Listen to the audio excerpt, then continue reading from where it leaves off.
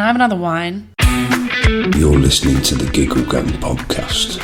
I don't know what I'm talking about. If you want it, just come get it. A Giggle Gang podcast. Just be myself. For fuck's sake. You know, sometimes people pay me to say ridiculous shit, and sometimes I just say it for free. That's hectic. You're listening to the Giggle Gang podcast. Have you always read off the cards? No.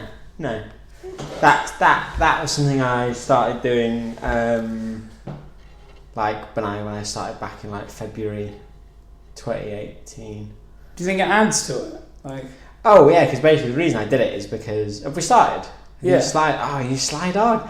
Yeah. So basically, some jokes I'd done years before, and they were quite dark, so the room didn't take to them.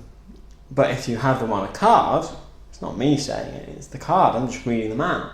And it allows me to kind of keep a level of innocence, or also to prime them a bit for the fact that this is going to be a dark joke. So what's on the card? Is it every word of the joke word for word, or is it just the premise? No, I really don't need them now at all. They're just part of a prop. So sometimes the cards are blank?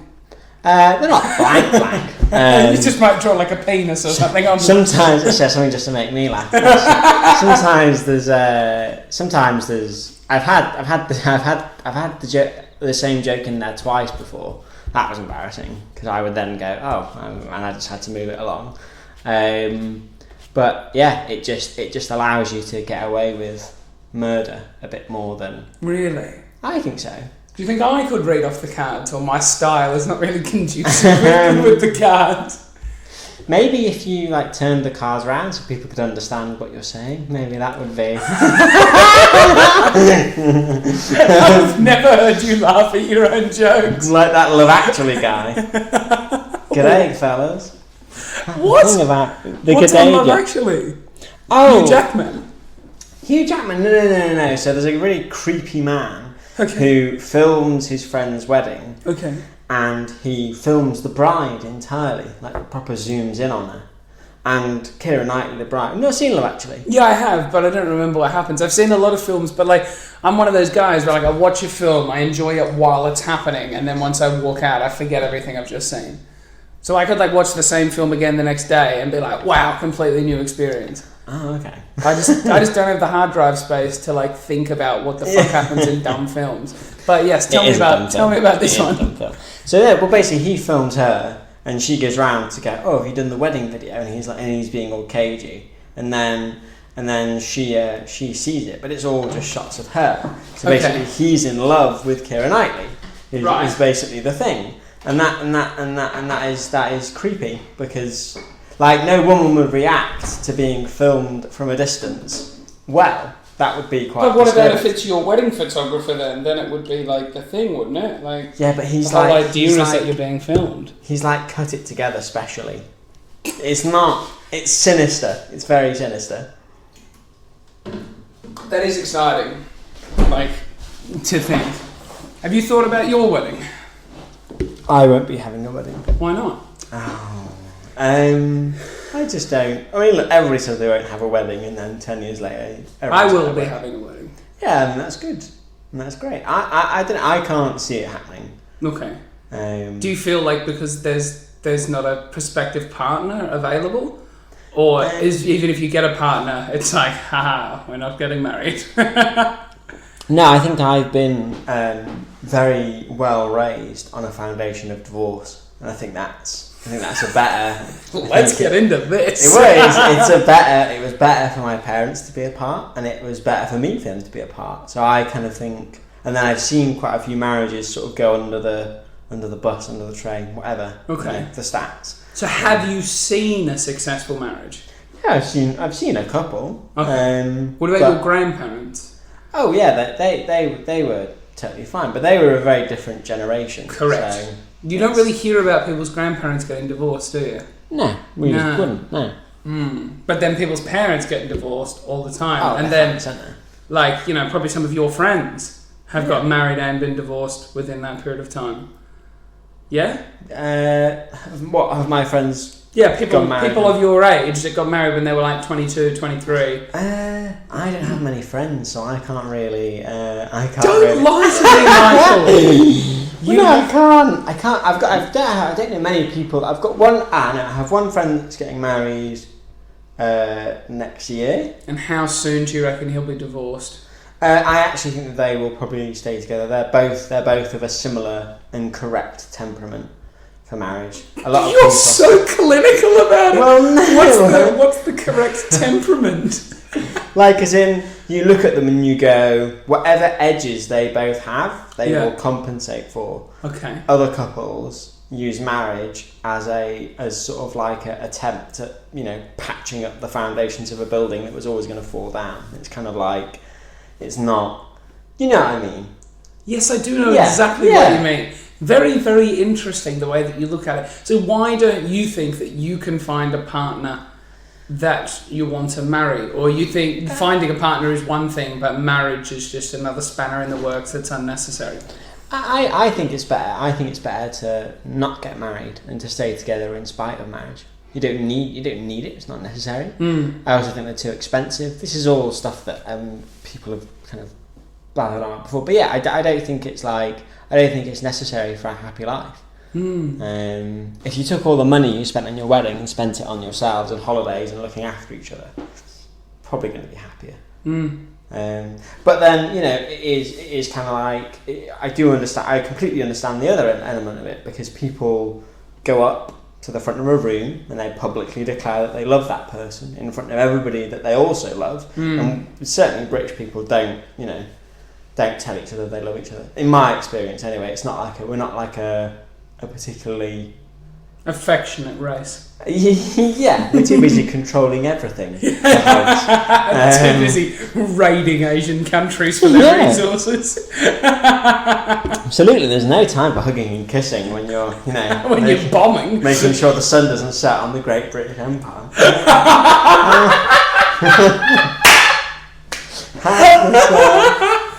How's this gone here? Like the poster boy for colonialism. Do you want to get political? Because I don't know much about politics, but I think you do. No, I don't bother now. Really? Yeah. What was the point where you stopped bothering? What was the thing where you were like, this is fucked? It was probably... I really cared about Scotland staying in the UK.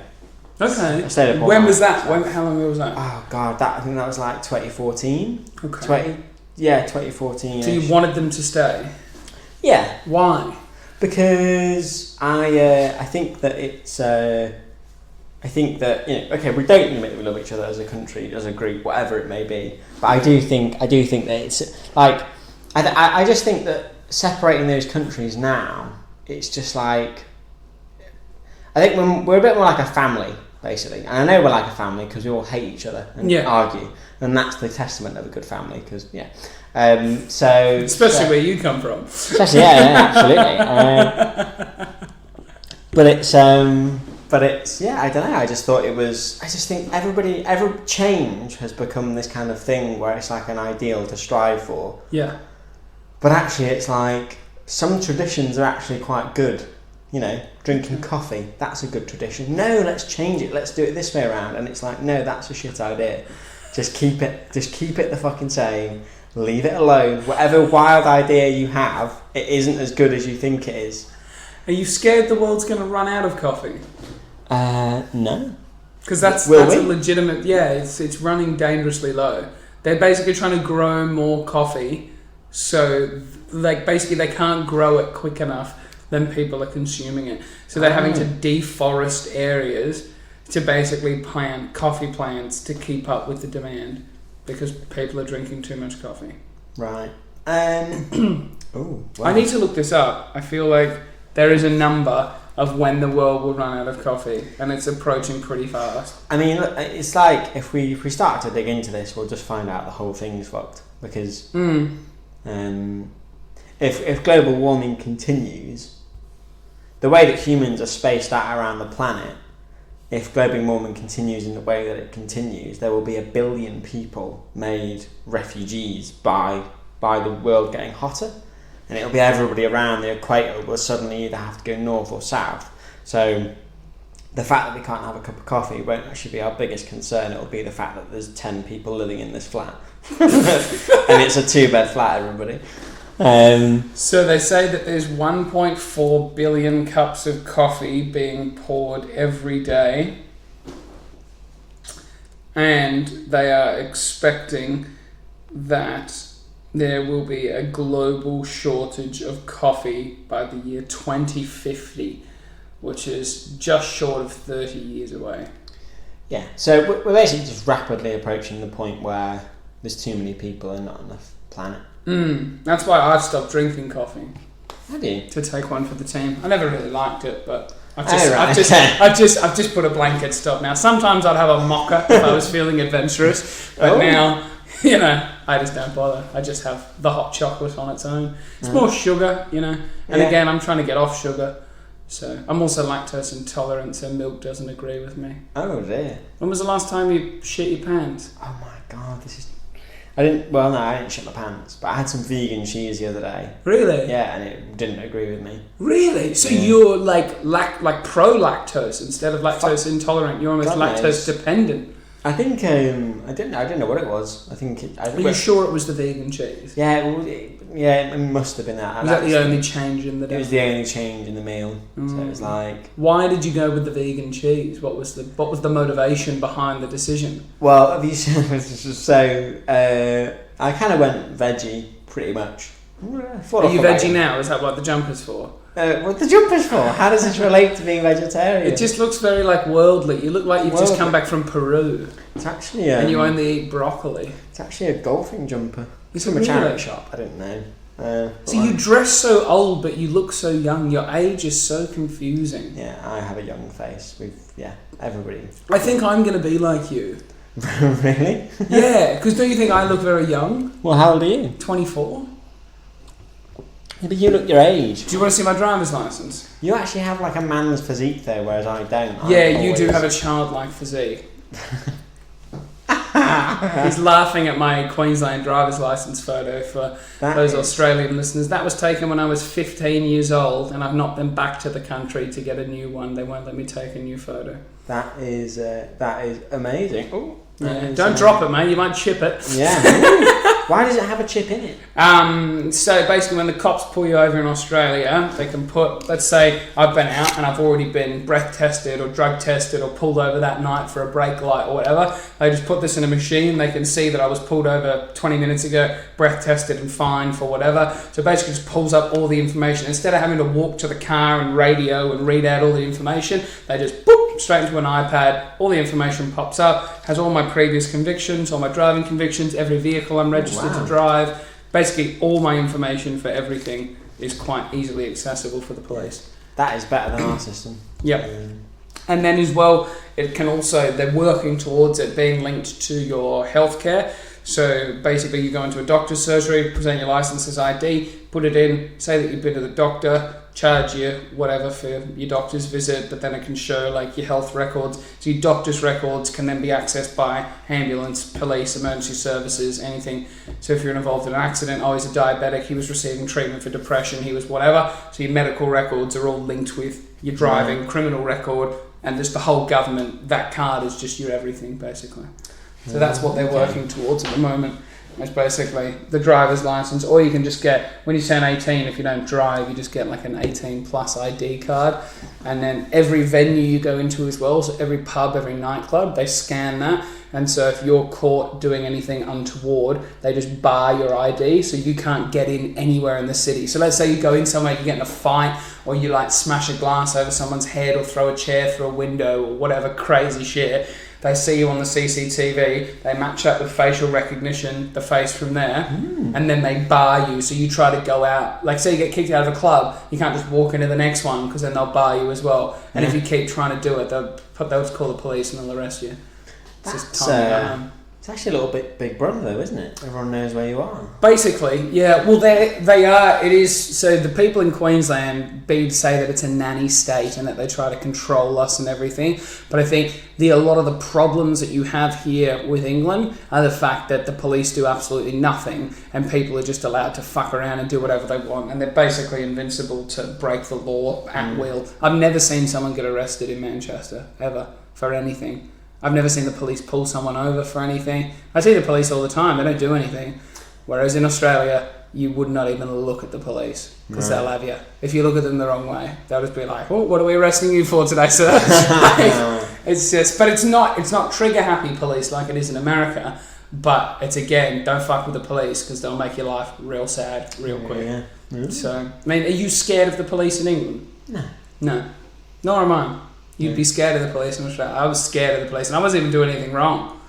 It's just I just seen them fuck people up, and make their lives difficult. So it's just like you see the police, you be like, "Yep, all right," and just like stay away, because say the wrong thing, walk the wrong way, be the wrong colour, wear the wrong shirt, whatever. It's just that jumper wouldn't fly. You'd be this jumper would be great. I'd be taking photos with them. Like, how'd you do? From the old country. And we're like, yeah, it's great. So where are you originally from? How did you end up here?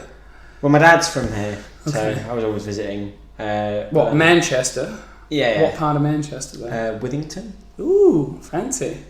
Yeah, well, this is the thing. He wouldn't say it's fancy. Everyone would say Didsbury's fancy in Withington, but I actually think the whole south side is actually quite nice. Yeah, except Stockport. Let's not get crazy.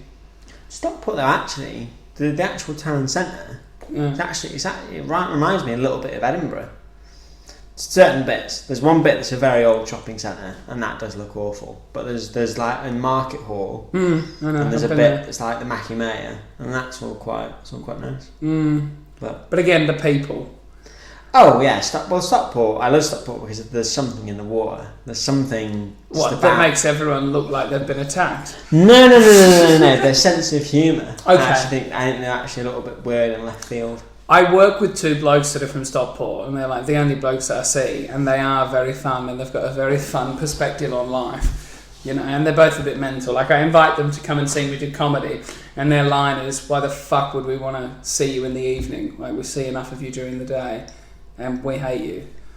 But it's very loving. It's a loving Classic Stockport. Yeah, that's it. That's it. They're both just very miserable, pessimistic men. So It is what it is. But where did you live before Withington? Or did you? I never really lived. I would always visit on the weekends. So I grew up in a village called Siddington. Okay, which is where? It's in Cheshire. Okay, which is, so not far away. No. Near Macclesfield. Very near Macclesfield. I went to Okay. primary school at Macclesfield. Right. Okay. And it was actually the thing was though Siddington. It was a council estate, but in the middle of nowhere. So it was quite an odd mix of old people. There used to be quite a few like little mini council estates out in the sticks, but now they're not that because everyone bought their council houses and they were quite big, so people ended up selling them. Explain to me council estates. Well, explain to Australian listeners the idea of a council estate. So the council bought the land, built these homes. So the state built these houses. Yeah. For working class people to live in. To buy off them, or do you rent them off them? No. So basically Thatcher presided over the sale of a huge number of assets that were owned by the state, and the whole argument in politics over that is whether that was a good idea or a bad idea. Now, one thing that can't be kind of denied is that quality of life has improved, but some would say quality of life was always going to improve, whereas other people sort of correlate privatisation, personal ownership of things with the improvement of life, and it's impossible to separate the two.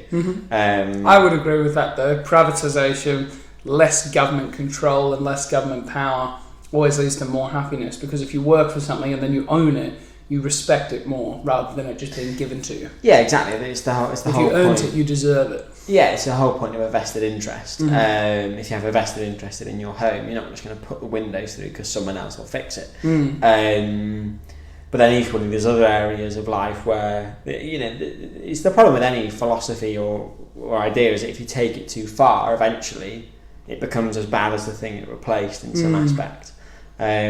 So, yeah, because now people can't get on the housing ladder.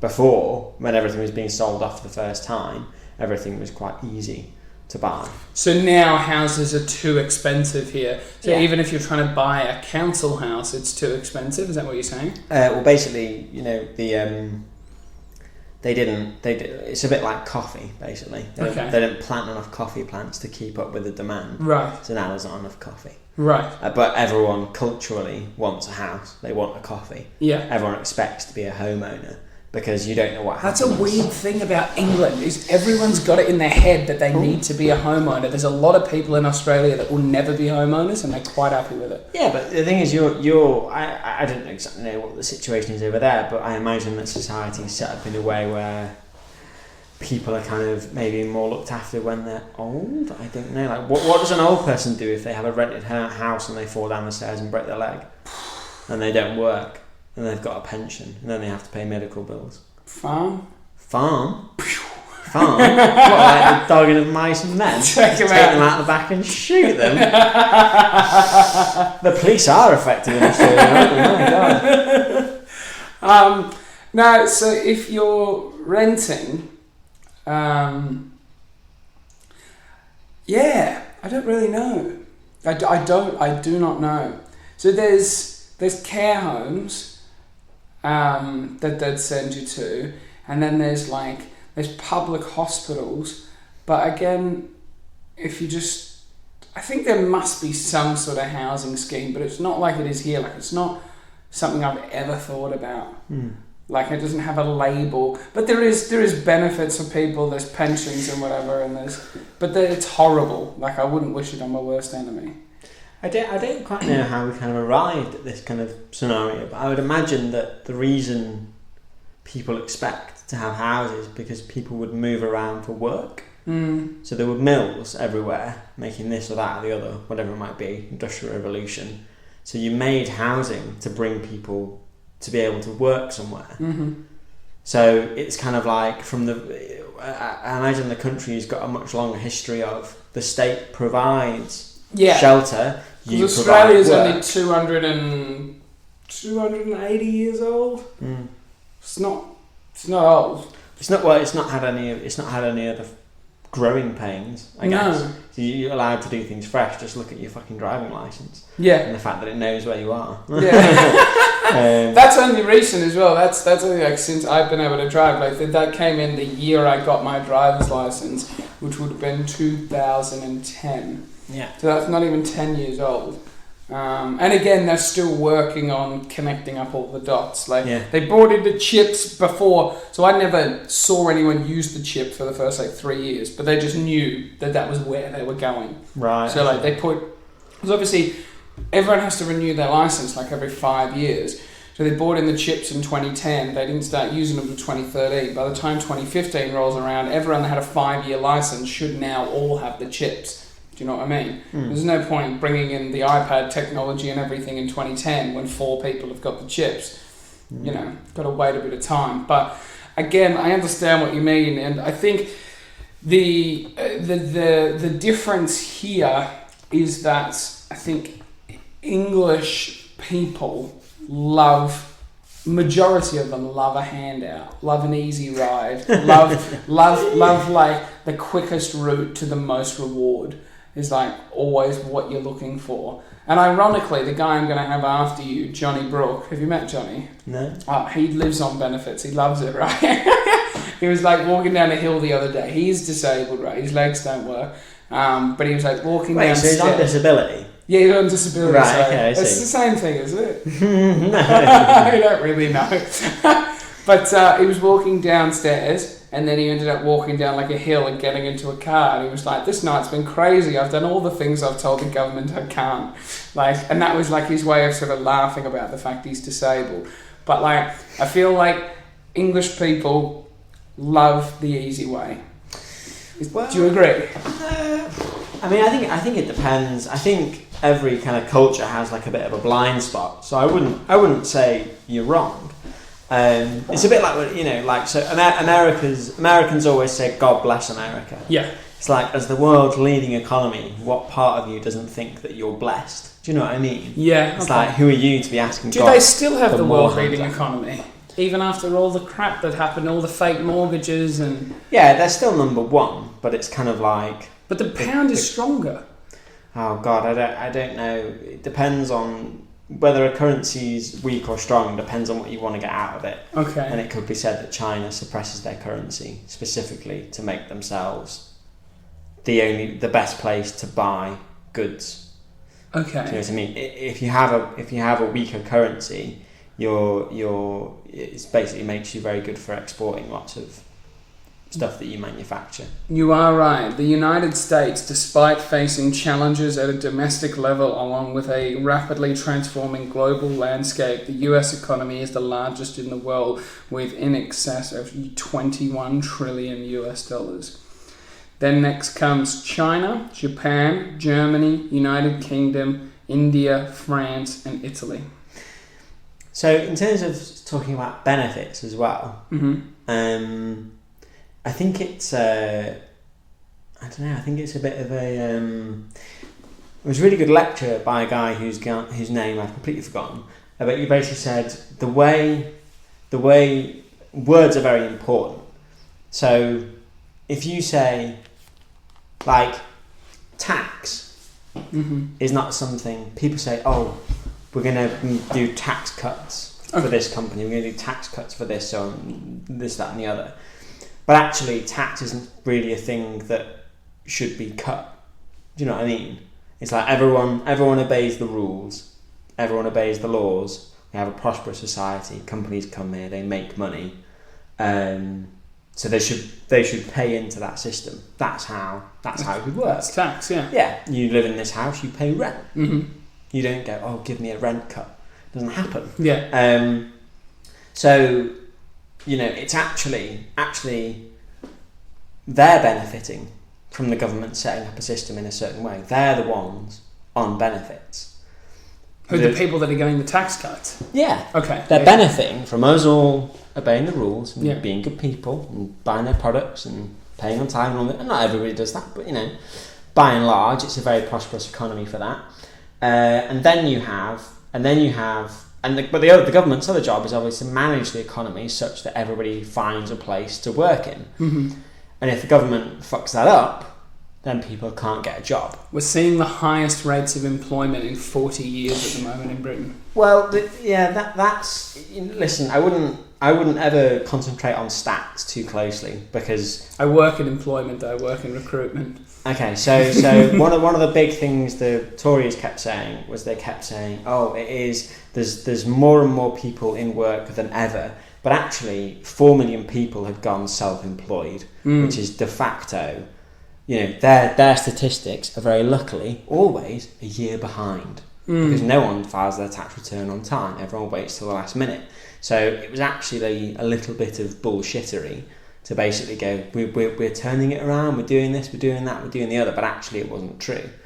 Because I know several people at the time who are doing better now, so I do agree that the image is improving, but there were people earning absolutely nothing and still like providing good services or good jobs or whatever it was.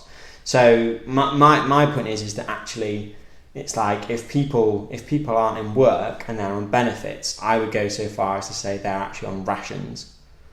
Okay. The management has been so poorly handled that they have no place. But in terms of this country, it could be like, the thing is, Labour borrowed a lot of money to put into the public sector. The public sector ballooned, the money dried up, and then all of a sudden you're left with a bunch of people you have to lay off because you can't afford them anymore. So, but you know, everybody fucks up. No government will not fuck up. So yeah. God, this has got very question time. I've just noticed there must Who's be a still problem. listening to this? There must be a problem at Cornbrook tram stop because there is 1, 2, 3, 4, 5 trams backed up over there, all on that bridge, not moving. Oh. So there must be a problem somewhere because all those people are stuck. Devastating. So that's just a bit of exciting tram news. Oh, good. Is the tram your favourite mode of transport? No, I don't really have one. Do you drive? Yeah. Oh, that's boring. That is boring. Yeah. What sort of car do you drive? I drive an Astra. Oh, really? A Vauxhall Astra? A Vauxhall Astra, yeah. Would you buy it new? No, it was my dad's old one. Oh, interesting. Is it fast? It's quicker than I thought it would be. Really? Because I keep going quicker than I mean to. But I had a very old car before, which was slow. Yeah. And this is like... And now you've got the power. I know, it's gone from like a 1.3 to a 1.6. Wow. Now we're in Top Gear, everyone. Wow.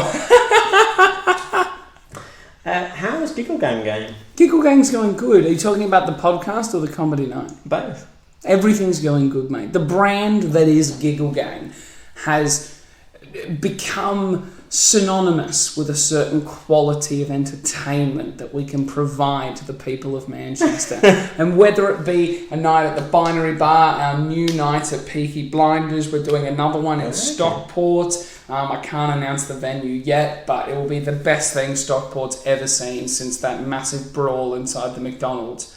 Do you remember that? No. Oh, there was a massive brawl inside Stockport Macca's. Some guy threw a mop at someone else. It was crazy. But this will be better than that. For the people Get that of guy Stockport. to come along. Yeah, I should. I hopefully will. I hopefully will get the opportunity to meet, the mop thrower himself. Yeah. But yes, Giggle Gang's going well. We have our ups and downs as we do with entertainment. Hopefully tonight shall be an up because last week was a down. Okay. But again, you can have 2 downs in a row. You can also have 2 ups in a row. But it's never good to be greedy, is it? I don't want to have too much happiness in my life. But yeah, other than that, it is what it is. The podcast is rating well. So hopefully yours, rates equally as well. You've got a very different flavour to everyone else I've had on, specifically today and in the past few weeks.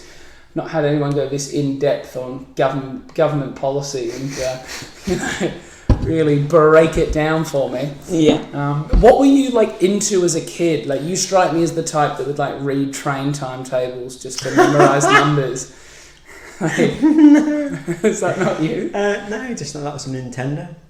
Nintendo? Yeah. Wii? Anything Nintendo 64. 64, okay. Yeah. You weren't around for Wii? I was around for Wii, yes. Oh. I did them all. Okay. Collected them all. But you didn't fuck with Microsoft or Sony, PlayStation or Xbox? Oh no, I did PlayStation and Xbox as well. Okay. Yeah. So you're just a fucking nerd, just gaming all the just play time? games all the time. What was your favourite game? Oh, obviously Zelda. The Zeldas are up there. Really? Yeah. I've never played Zelda. Oh, well, the appeal will probably be lost, but at the time... Yeah. Did you ever play... Was it Conker? The squirrel? No. That's just some PlayStation... No, it wasn't... Slut game. It wasn't PlayStation, it was Nintendo. Conker? Yeah. Oh, fuck Conker. Conker. No interest. What was his name? It was a squirrel. He used to smash things up. Oh, okay. I vaguely remember this. Yeah. Yeah. Conker. Then how do you spell Nintendo? Oh my god! Oh, here we go.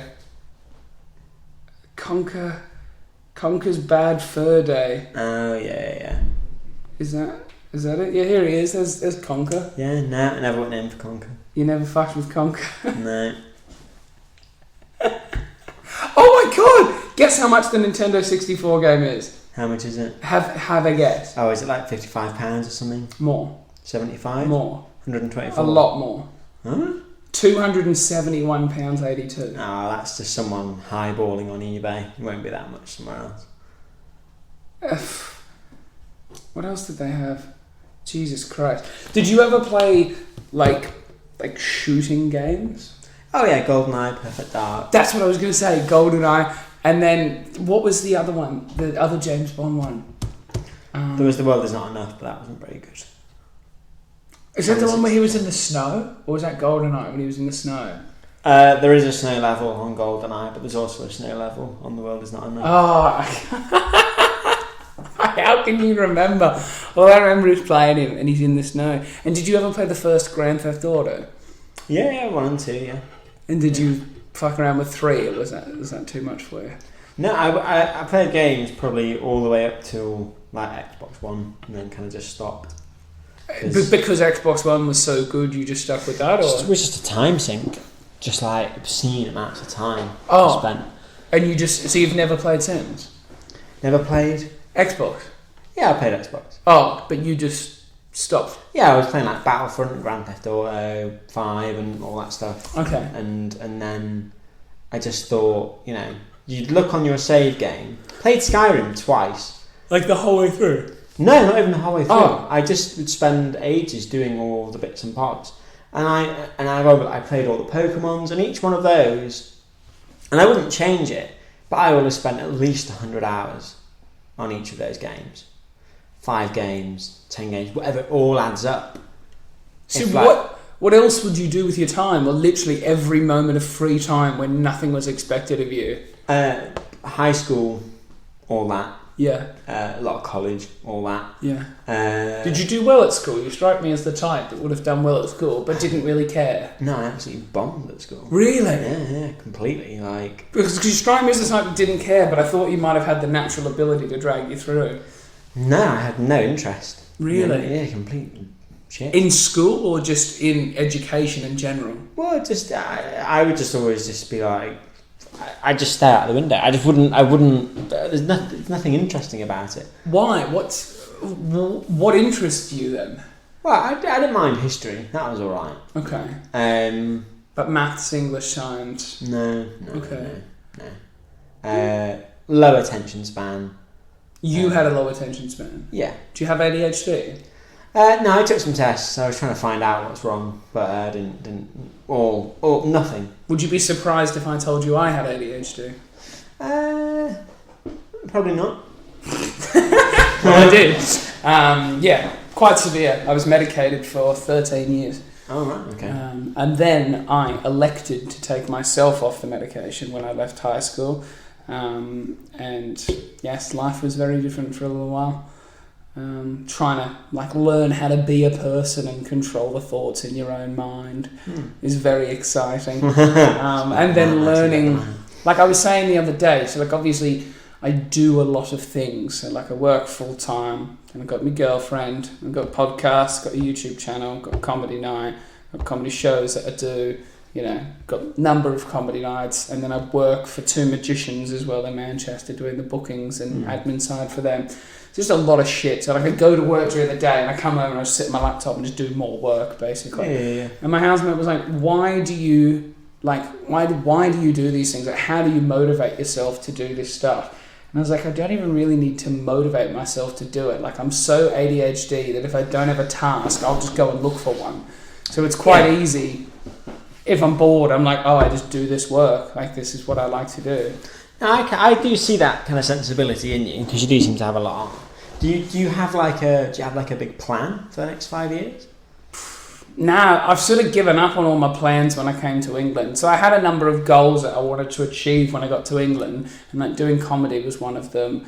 Finding a girlfriend, the right girl was another one, and settling into the job that I wanted. So I did radio back in Australia, and I wanted to come here and do radio in England, and basically that dream was shattered. That's why I didn't work for the first 6 months when I got here, because I was just deadly convinced I was going to get a primetime radio job, and basically was just told no, that's not happening, because I had no profile here. I was on a 2-year visa. It was a short-term thing, and it was no one was just willing to take the risk on me with no profile, and they wanted me to start from the bottom and work my way back up, which I'd already done. Yeah. So I was like, we'll just suck it off. I'll just wait and just go back into that when I go back to Australia. So then I sort of gave up my plans there, and now I'm saving for a house. Obviously, me and Hazel will go back to Australia together, get a house. She'll get a job as a teacher. I'll get a job back in entertainment. And that's sort of the plan. But now it's just filling in time. It's just that enjoying. Is a plan. That's categorically a plan. Yeah, you just listed off it as if it wasn't anything. Yeah, well, there is. Yeah, but I feel like I'm a very concrete planner.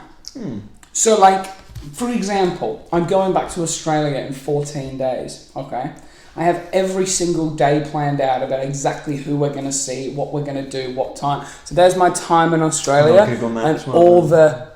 like all the different things that we're going to do. So, you know, like Tuesday, we're going to have a chill day in the Redlands, right? Then in the evening, we've got to have dinner with the McCarthy family, right? And the next day, going to Brisbane City and dinner with, who's this? Oh, dinner with Gus, Angus Gosling, good mate of mine. Shout out to you, Angus. You know, and that'll be from 7 p.m. till 10, and then we need to get an early night because tomorrow we're going to the theme parks. You know what I mean? So I am like, when you say a plan, like, although you think that's a plan, like, that's not. I need to know all the details, and I need to be in control and oversee everything. That's why I'm good at managing these magicians and their admin, and managing these comedy nights, and managing like whatever happens. And I think managing the operation I'm far better at than sometimes executing the operation. So knowing the details and figuring out how it all works together for somebody else, I'm very good at. But then I'm also such an attention-seeking little cunt that I can't bear to be like in the background. So it's weird. It's weird where I'm at. But okay. I don't know. The idea of like writing a TV show or something excites me, but again, it's just a lot of fucking work, isn't it? I think it's interesting though. Like, I'm kind of in a place where I'm kind of sort of trying to work out how much I can cram into a day now. I think it's quite like an interesting little exercise. You can cram quite a lot into a day. People just make a fuck ton of excuses. Like, there's a lot of downtime. When you think about your downtime, like, it'll blow your mind when you actually account for every minute of the day. Like today, I'm recording 4 podcasts back to back. I'll finish straight here. I've got enough time to shower. Hazel's got enough time to get ready, and we'll go straight to Giggle Gang. I'll host Giggle Gang. I'll come home. I'll sleep. I got stuff to do tomorrow. Like, it's all planned out in the calendar. If I don't have my calendar, I'm fucked. I've got no idea what I'm doing because I just literally wake up. I read what I got to do, and then you just do it. You just follow the list. It's not hard, but yeah. Is Jordan on tonight? Giggle Gang. He is on tonight. Yeah, he was supposed to be hosting, but now he just wants to do a spot. So fuck it, I'll host. Are you gonna come down? I've actually got a spot of Bad Manners, so I'll go do that. Typical. Why is that typical? Taking all my people. Taking all your people, are they? Yeah. But they also, like, I love Molly McGuinness, right? Fantastic young woman. Okay, she takes the people that I won't book, which I like her for. She also takes the people that I want to book. So we're at a 50-50. Wait, sorry. I think people contact me and they're shit, and I will not book them. And I'll say, hey, if you want to gig on a Sunday, go check out Bad Manners. And she books them because she's nice like that. You know, she's nice. She doesn't like saying no to people because she's a polite girl. I don't give a fuck. I'll say no to anybody. It doesn't matter, right? And so she does that. But then someone like you, not that I need anyone tonight, but like, you know what I mean? Someone like you, it's like, oh, I go to book, you know, a quality act, and it's like, oh, I'm already on at Bad Manners, and I'm like, damn, you know. So you got to take the good with the bad. Yeah. And I'm not angry at all. To be honest, I would actually do both if I could. Well, there's no spot for you. I'm actually busy as well, so it's fine. That was the bit you interrupted on mine. But no, it's good. It's a great gig. What, yours. Bad Manners? Or, yeah, yours and Bad Manners. Yeah, have you been? I never get the opportunity to go, so all I can do is like casually throw shade on it because I've never actually been. But it's like, I think I like the idea of maybe pretending to people that don't know me so well that I've got a real problem with Molly and her gig. So they'll be like, oh, I'm on Bad Manners that night. I'm like, well, don't bother coming to my gig then. And they're like, oh shit, no, I'm really sorry. And I'm like, you booked with me first, but you go on to hers. I see how it is. Like, really, like, hamming it up. I've got no issue with it at all. Like, again, it's just fucking comedy night. It's like, oh, there's too much comedy in Manchester. Like, fuck off. There's never enough comedy. And there's too many comedians. That's the problem. We shouldn't be getting hung up on how many comedy nights there are. Fucking stop running 8-week comedy courses and raising money for breast cancer only to get a bunch of retards to fucking come out at the end of it. Like, so I think this is a very funny aspect amongst the community. I would say that there are lots of comedians, and that's all fine because everybody's trying to get ahead and do what they want to do, and this, that, the other. But a lot of people that will never make it though, and they need to be told. Well, I think people have I think there's quite a paranoid sensibility amongst many of them. Of who? The newbies or the oldies? Everybody. Okay, what are they paranoid about? Do you not think? Because I you know, a lot of what we do, A lot of what we do, guys. No, but you basically a lot of what makes us special. Join the community, Mike. Join the community. It's hashtag join the narrative. It's you're overanalyzing things. That's categorically what people are doing to basically find a point of humour. That's maybe why I'm not funny, because I don't overanalyze shit. I just tell the truth. Yeah, but I think yours is funny because of the under-analysis that goes on. No, but it is that, and then I think that it just creates a slightly sort of paranoid sensibility of that people are worried they're not very good.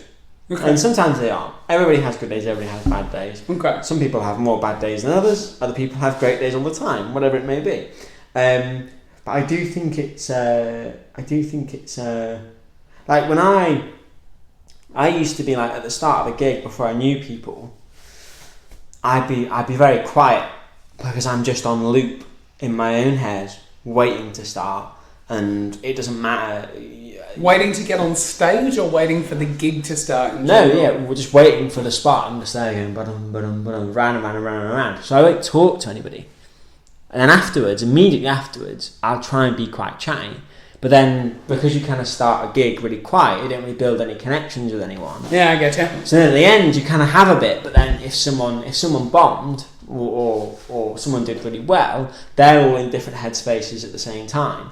So if I had to be paranoid about how I appeared, I'd go, maybe he's quite like introvert or arrogant or whatever it might be. But then I think if I can conclude that of how I might seem in myself to others, then times it across everybody else what they're all thinking too. Maybe I'm just paranoid. I've never thought. So you think exactly like Hazel thinks, right?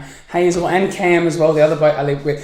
All of you think way too much about what everyone else is thinking and everyone else is doing.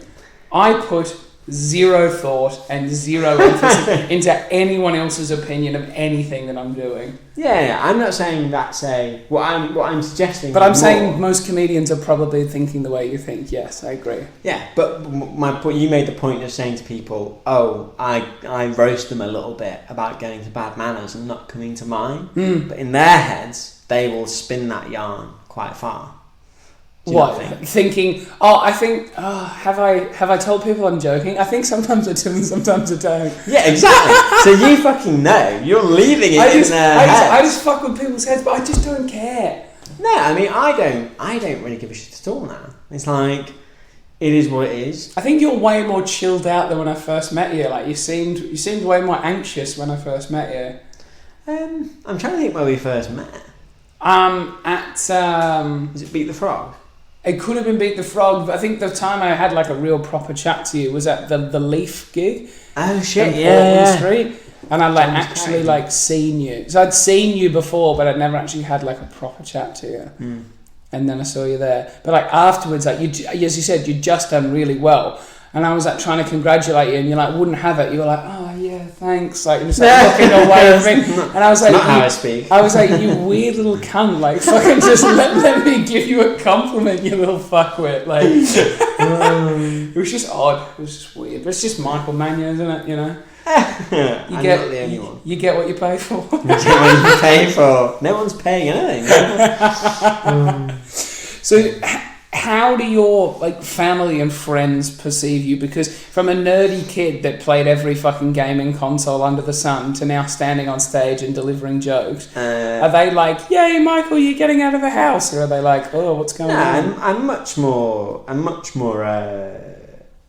They've never really seen that kind of side, so I'm actually depends who I'm with. I don't like really big groups. Okay. I'm more like to get to know a few people very well, as opposed to like there's some people that just have enormous groups of friends, and that's to me is just a task. Yeah. To keep them all happy. Yeah. Well, not even that. Just more that they insist on speaking to you and coming up with some shit you don't really care about. You know what I mean? It's like if you have a group of 20 people, you're gonna have 18 moments of small talk and 2 good conversations. If you have just those 2. See, I would say that I have a large group of like acquaintances in a way, like yourself. I could message you and you wouldn't be like, "Oh, this is weird. Why is he messaging me?" But like, you know, I wouldn't like sit down and have like an in-depth chat to you. Like, say I'm having problems in my relationship or problems at work, I wouldn't come to you and be like, "Oh, Michael, I really need to talk to you." Yeah. Like, we're not at that level, and I don't think we ever want to be. You don't want to deal with it. If something happens, I am there. Yeah, I'm always there for you, hun. Like, you know, there's people on Facebook where it's like, "Oh, I've just had the worst day," and everyone's like, "Oh, I'm here for you, hun." Are you the go around their house, bring him a casserole, like exactly, yeah, that's the thing. Instead of just commenting, I'm here for you. But listen, if you ever sent me a Google Calendar invite for an hour to talk about your relationship, that would be fine. But it has to be via Google Calendar. I love Google Calendar. There's There's absolutely no drama. I'll send you a calendar invite once a week. We can catch up about love. What is happening in the love life of Michael Mannion? Not a lot, but that's good. Is it because of the jumper? This jumper got complimented. Really? By who? Several people. Just all randomly approached me and were like, "That is a fabulous jumper." People that are comedians or just random people in the street? Some comedians, some were in a cafe. Yeah. Did you go to the cafe specifically fishing for compliments? They find me, I don't find them. No, it's just quiet, but that's good. No news is good news. What? So no news is good news in the love life situation? Yeah. Have you had a long-term relationship? I've had quite a few. Okay. So, yeah. And how did the last one end? Oh, Matty, we can't go there. We can? No. Did it end? Okay, just say good or bad? Amicably, yeah. Amicably. As well as it could. Okay, no, that's fine. Made sense. And has that then tainted your view of future relationships? Well, no, I think it's... Because we know your thoughts on marriage. So. Yeah. Fucking hell, marriage, God grief, I'd run away so fast. No, I had a few dates with someone like a few months ago. Mm-hmm. And that was nice, that was good. No, it just never progressed. Well, no, it was more, I think out of the back of, I think people think they're ready to date and stuff, and actually they're not always ready to date. Okay. And then do you think that was it you that wasn't ready to date? No, I think I was actually ready to go again. Okay. Start again, but then I think she wasn't. Okay. And then her baggage sort of was like set off my baggage, so it was like, we're not doing it. Did you overthink again? Oh no, but I will categorically overthink things. That's part of That's just who I am. That's just what happens. So I think you need to be with like someone like me who doesn't overthink and is just like carefree, to not like set off your overthinking and almost bring you down. Yeah, potentially. See, I think I do a good job of balancing out Hazel's overthinking, because she'll be like, "Oh, is this okay?" Like just asking, and I'm like, "Hazel, no one cares. Just do whatever you like. Like live your life." And she's like, "Oh, okay." And then just like we'll like continue on, but it's like it's that sort of, you know, just like suppressing the overthinking. But I think overthinking is a good thing in a way, because I was chatting to my housemate and he was talking about something to the same sort of tune that you have to today in great detail. And I was thinking in my head, I was like, I never think like this. Like I think very like surface level, where he picks a spot and he drills down. And even if I just drilled like, maybe we start here and we go to here. Like I'm moving my hand for those that can't see it. But like, you know, just to drill down like above the surface level, because like, I don't feel like I really like drill down into social interactions or how people perceive me. Do you think that's good or bad? Well, so I think so in terms of having ADHD then, mm-hmm. How does that actually, because I would associate having ADHD with doing that and drilling down into things. No. Is it more of like a physical thing, or is it like So ADHD, it's attention deficit hyperactive disorder. So I can't pay a thought enough attention to go into detail on it, basically. Oh. So I'm too sporadic. So like in my head, I'll go from like talking... That sounds so liberating. So in my head, I'll be like singing a Rihanna song, and then I'll be like thinking about coconuts, and then I'll be like playing Xbox, all within like the space of like 30 seconds, because my head like has a thought, and I go, that was fun, and then we just move on to the next thing. So it's like, and then the hyperactive disorder is just like my energy, like I'm loud, I'm like out there in your face. Right. That's the hyperactive. But then attention deficit, that's why maybe I'm the best interviewer and maybe I'm the worst interviewer in the world, because even the way this questioning has gone, I've always got another question for you, but it may not relate to anything we've talked about so far, because it's just whatever just pops in, and we just grab whatever's there. So like, do you know what I mean? Whereas your brain has the patience to drill down into an idea. Yeah, I'm trying to get something out of an idea. That's usually... Are you looking for a resolution? A resolution? Yeah. Like, are you looking for a result? Maybe result's a better word. Like, when you have a thought, are you looking to, like, resolve it and sort of figure it out?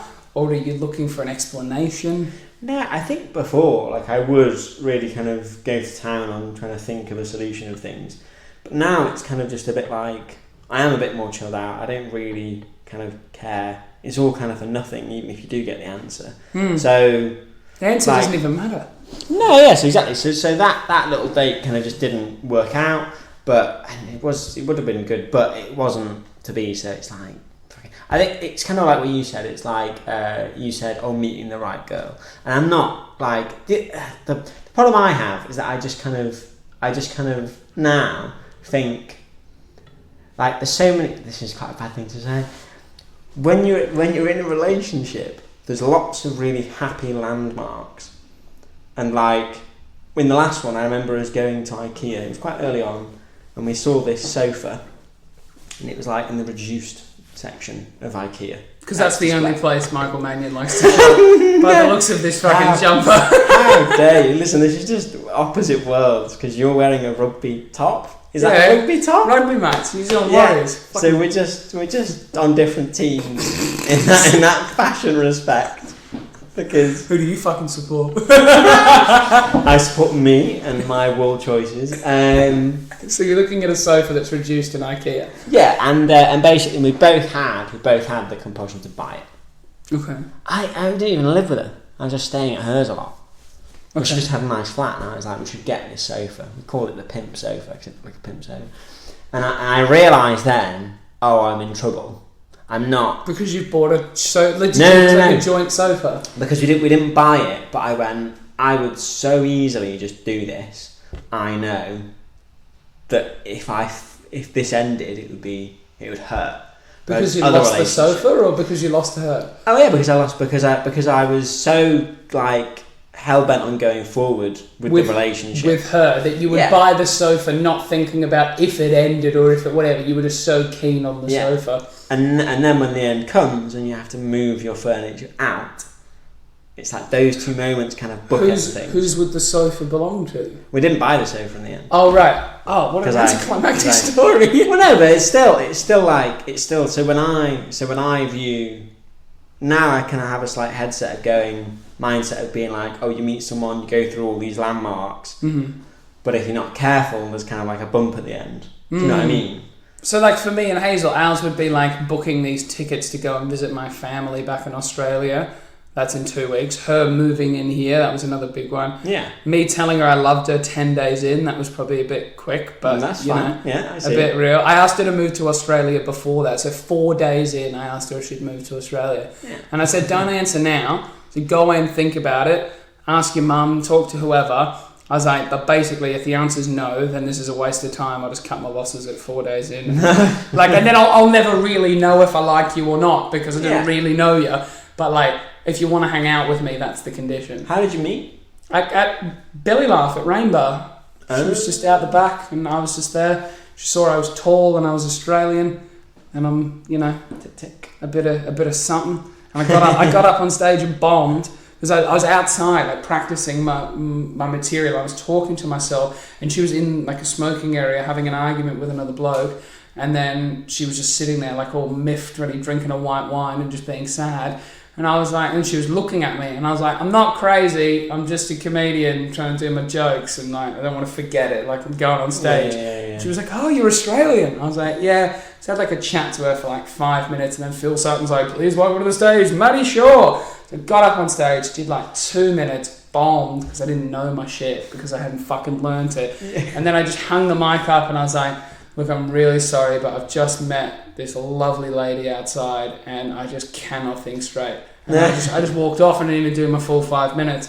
And then she came up and found me afterwards, added me on Facebook, went out on a date the next day, then hung out the next day, hung out like a whole week in a row, basically. She was here every night.